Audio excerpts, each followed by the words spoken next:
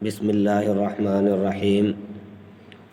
سبحان الذي اسرا بعبده ليلا من المسجد الحرام الى المسجد الاقصى الذي باركنا حوله لنريه من آیاتنا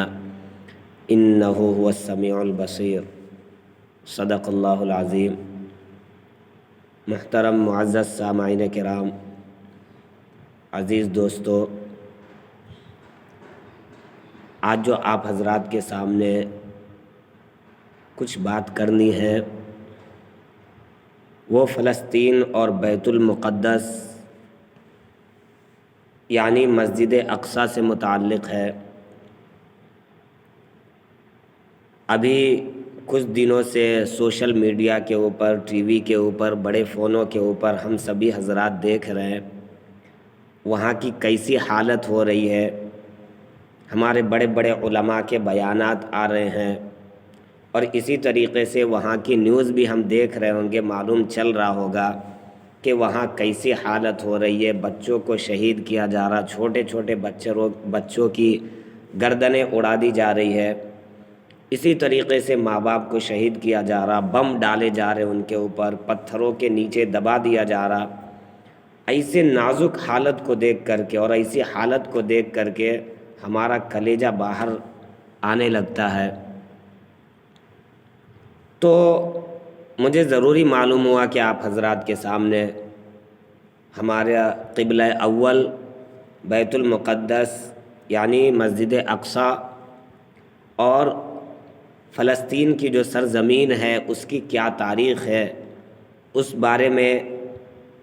آپ حضرات کو بتاؤں اور روشناس کراؤں آپ کو، تاکہ ہمارا بھی ایمان جاگے اور ہمارے کو بھی ان فلسطینیوں کے لیے کیا مدد کرنی چاہیے، ہم کیا کر سکتے ہیں ہم کریں۔ سب سے پہلے قرآن کے اندر اللہ تبارک و تعالی نے مسجد اقصیٰ جس سرزمین کے اندر ہے اور جہاں پر مسجد اقصیٰ ہے اس کے بارے میں اللہ تعالی نے فرمایا الذی بارکنا حولہ لنریہ من آیاتنا۔ مسجد اقصیٰ وہ ہے کہ جس کے ارد گرد ہم نے برکت رکھی ہے، چاروں طرف برکت رکھی ہے۔ اسی سے معلوم چل رہا ہے کہ اللہ تعالی نے مسجد اقصیٰ کو اور جہاں پر مسجد اقصیٰ قائم ہے ابھی، اس کو اللہ تبارک و تعالی نے کیا کیا ہے؟ برکت کی جگہ بتایا۔ بتائیے، سب سے بڑی فضیلت۔ دوسری بڑی فضیلت یہ ہے کہ اللہ کے نبی صلی اللہ علیہ وسلم جس رات ہمارے نبی کو معراج ہوئی اور اللہ تعالیٰ کے پاس ملاقات کے لیے جا رہے تھے، تو اللہ کے نبی نے تمام نبیوں کی جو امامت فرمائی جس مسجد کے اندر، وہ وہی مسجد اقصیٰ ہے۔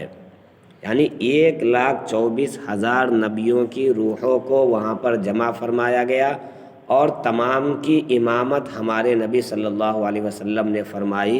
بتائیے، دنیا کے اندر کوئی بھی ایسی زمین ہوگی کہ جہاں پر تمام نبی کی روح کو جمع کیا گیا ہو؟ تو بتائیے، اتنی مقدس جگہ ہے یہ مسجد اقصیٰ۔ دو فضیلت۔ تیسری فضیلت جو آج میں ایک بہت بڑے عالم صاحب سے سن رہا تھا، وہ بیان فرما رہے تھے کہ یہ جو مسجد اقصیٰ ہے اس کو سب سے پہلے حضرت آدم علیہ السلام نے ہی کعبے کے بنانے کے کچھ سالوں کے بعد مسجد اقصیٰ بنایا، اور پھر اس کے بعد حضرت سلیمان علیہ السلام نے اپنے زمانے میں جنات کے ذریعے سے تعمیر فرمایا۔ دونوں روایت ہو سکتی ہے، کچھ لوگ کہتے ہیں کہ نہیں، حضرت سلیمان علیہ السلام نے ہی بنایا، تو کچھ بھی ہو،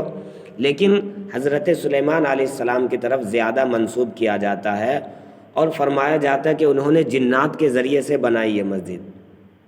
اور ظاہر سی بات ہے، جو لوگ گئے ہیں وہاں دیکھے ہیں تو انہوں نے بتایا کہ بڑے بڑے پتھر ہیں، تو اس زمانے کے اندر ایسا کوئی مشین نہیں تھی کہ جس کے ذریعے سے اٹھا کر کے کیا کہتے ہیں یہ کیا جائے۔ آج کے زمانے میں ہو گیا، اس زمانے میں جو بنایا گیا جناتوں کے ذریعے، اور جنات کو معلوم ہے آپ کو کہ اس کو کتنی طاقت ہوتی ہے، وہ سب جو ہے نا اپنی طاقت سے جو ہے نا اٹھا کر کے حضرت سلیمان علیہ السلام کیا کہتے ہیں وہیں پر ٹھہرے ہوئے تھے اپنے عصا کو لے کر کے، اور اپنی نگرانی میں اس مسجد کو بنایا۔ سمجھ رہے؟ پھر وہ حضرت سلیمان علیہ السلام کا انتقال بھی ہو گیا، جناتوں کو معلوم بھی نہیں ہوا تھا۔ یہ لمبا چوڑا واقعہ ہے، لیکن جنات کے ذریعے سے حضرت سلیمان علیہ السلام نے اس مسجد کی تعمیر فرمائی، سمجھ رہے۔ اس کے بعد ایک اور فضیلت اس مسجد اقصیٰ کے لیے یہ ہے کہ وہاں پر جو مسجد اقصیٰ ہے اور فلسطین کے اندر جو قبرستان ہے مسجد اقصیٰ کے بازو میں، اس کے اندر وہاں پر جو ہے نا بہت سارے نبیوں کے قبر ہیں، ان کے مزارات ہیں، اور بہت سارے صحابہ کے مزارات اور قبریں ہیں، سمجھ رہے آپ۔ تو میرے بھائیوں، یہ گویا کہ انبیاء کی سرزمین، صحابہ کی سرزمین ہوئی، اللہ کے ولیوں اور نیک بندوں کی سرزمین ہوئی، تو اسی سے پتہ چل رہا ہے کہ یہ کتنی مقدس سرزمین ہے۔ کتنی مرتبہ حضرت سلیمان علیہ السلام کے بعد اور ہمارے نبی صلی اللہ علیہ وسلم کے بعد کیا کہتے ہیں، کتنی مرتبہ یہ یہودیوں کے، اسرائیلیوں کے اور اسی طریقے سے غیر قوموں کے قبضے میں گیا، لیکن انہوں نے امت کے اندر، چونکہ اس زمانے کے اندر اجتماعیت تھا، محبت تھی پوری امت کے اندر، تو انہوں نے کیا کیا، کسی بھی طریقے سے جو ہے نا پھر بھی مسلمانوں نے اپنے ہاتھ میں اس کو لیا اور اپنے قبضے میں لیا ان غیروں کے ہاتھوں سے۔ حضرت عمر فاروق رضی اللہ تعالیٰ عنہ کے زمانے کے بارے میں آپ تو واقعہ سنتے ہوں گے کہ انہوں نے جو ہے نا اپنے زمانے میں بیت المقدس کو فتح کیا، پھر اس کے بعد جو ہے نا وہ کیا کہتے ہیں، بہت زمانہ گیا، زمانے کے بعد جو ہے نا پھر کیا کہتے ہیں یہودیوں نے قبضہ کر لیا تھا۔ حضرت سلطان صلاح الدین ایوبی رحمۃ اللہ علیہ اپنے زمانے کے اندر انہوں نے پھر فتح کیا تھا، لیکن پھر جو ہے نا کچھ سال تک رہا مسلمانوں کے قبضے میں، پھر یہودیوں کا قبضہ ہو گیا، اور آج جو ہے نا ایسی حالت ہو گئی ہے، اتنی خطرناک اور خوفناک جنگ ہو رہی ہے کہ جس کے بارے میں کچھ نہیں بتایا جا سکتا۔ تو میرے بھائیوں، اصل ہمارے لیے ان فلسطین کے مسلمانوں کے لیے جو کام کرنا ہے، وہ 3 کام بتائے گئے ہیں، ہمارے بڑے علماء نے بتایا۔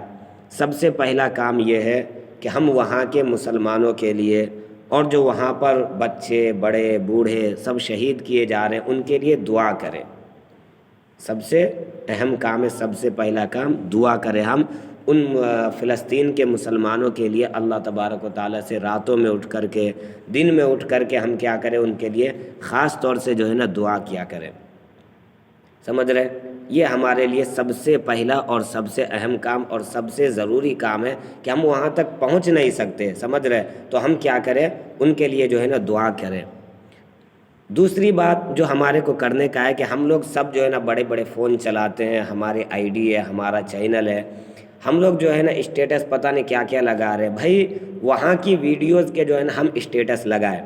سمجھ رہے، اور ہماری آئی ڈی پر جو ہے نا کیا کہتے ہیں وہاں کے فلسطین کے جو کیا کہتے ہیں حالات ہو رہے ہیں، وہ سب کے بارے میں جو ہے نا اور زیادہ سے زیادہ جو ہے نا اس کو مشہور کرائے، شہرت دے، تاکہ جو ہے نا اللہ تبارک و تعالیٰ کے یہاں کل قیامت کے دن ہم سرخرو ہو سکے، کامیابی ہمارے کو مل سکے، سمجھ رہے۔ یعنی اللہ تبارک و تعالیٰ جب ہمارے کو قیامت کے دن پوچھے ہمارے سے کہ تم کیا کر رہے تھے جب میرے بندوں کے اوپر ظلم و ستم کیا جا رہا تھا، ہمارا چینل بند کرے، حکومت بند کرے، کوئی بھی کچھ بھی کرے، لیکن ہمارے کو چاہے وہ لاکھوں مرتبہ بند کر دے، لیکن ہم یہ کہ ہم جو ہے نا اپنے مظلوم فلسطینی بھائیوں کے لیے جو ہے نا ہم نے یہ آئی ڈی بنایا، اور ہم نے جو ہے نا کیا کہتے ہیں وہاں کی ویڈیو کو جو ہے نا شہرت دی، مشہور کرایا، اس کے لیے چاہے ہمارا چینل بند ہو یا کچھ بھی ہو، لیکن ہمارے کو یہ کرنا چاہیے تاکہ قیامت میں اللہ تعالیٰ اس کی وجہ سے اس کام کو دیکھ کر کے ہماری مدد فرمائے اور ہماری مغفرت کرے۔ تیسری چیز جو ہے وہ اسرائیل کی مصنوعات، یعنی انہوں نے جو چیزیں بنائی ہے اس کا بائیکاٹ کرے، سمجھ رہے۔ بہت ساری چیزیں کیا کہتے ہیں انہوں نے ایجاد کی جو ہمارے ملک کے اندر بھی مل رہی ہے، سمجھ رہے، 7 ایپ ہے، کوکو کولا ہے، پیپسی ہے، یہ سب چیزیں، اور کیا کہتے ہیں ایک عالم صاحب بتا رہے تھے 227، جس بھی بنی ہوئی چیز کے اندر یہ کوڈ لگا ہوا ہو 227، سمجھ رہے، تو اس چیز کا جو ہے نا ہم بائیکاٹ کریں، جیسا کہ کیا کہتے ہیں پیپسی ہے، 7 ایپ ہے۔ اب آپ کہیں گے کہ بھائی میرے ایک اکیلے کے بند کرنے سے کیا ہوگا، پہلے ہم ایک آدمی اس کو روکے، بھائی ایک آدمی کے کرنے سے کیا نہیں ہوگا، سمجھ رہے۔ آپ جو ہے نا 2 کلو کی بوٹل لے 100 روپے کا، 100 روپے جو آپ لے رہے ہیں تو اس کی چیز خرید رہے ہیں جو اسرائیل نے بنایا ہے، وہ 100 روپے کی گولی جو ہے نا وہاں کے بچوں کو کیا کر رہے ہیں، وہ جو ہے نا گولی مار رہے ہیں، سمجھ رہے آپ؟ یہ پیسوں سے ان کی مدد ہو رہی ہے جو آپ ان کے سامان کو خرید رہے ہیں، اور وہاں پر ہمارے بچوں کو، فلسطین کے مسلمانوں کے بچوں کو وہ کیا کر رہے ہیں، 100 روپے کی جو ہے نا 2 بلٹ لے کر کے جو ہے نا ان کے سینوں کے اندر آر پار کر دے رہے ہیں، ہے کہ نہیں؟ تو ہم جو ہے نا ان کی جو بنائی ہوئی چیز ہے ان کا بائیکاٹ کریں۔ تو میرے بھائیوں، یہ 3 کام ہیں ہمارے لیے جو اصل کرنے چاہیے۔ اللہ تعالی ہم سب کو عمل کرنے کی توفیق عطا فرمائے اور فلسطین کے مسلمانوں کی حفاظت فرمائے، آمین۔